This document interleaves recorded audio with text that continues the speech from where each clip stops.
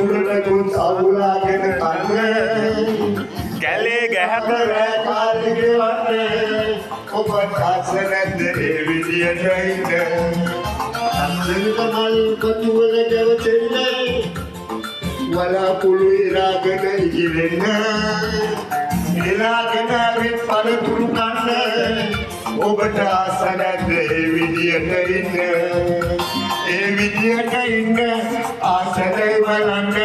මේ ගුඩුවේ දොර ඇරලා යන්න මම දාලා යන්න බැහැදේද කියන්නේ මට ආසයි දැනගන්න අර කවලා රන්තුඩුවේ කියලා ඉකරට ගත්ත මාල ගිරවි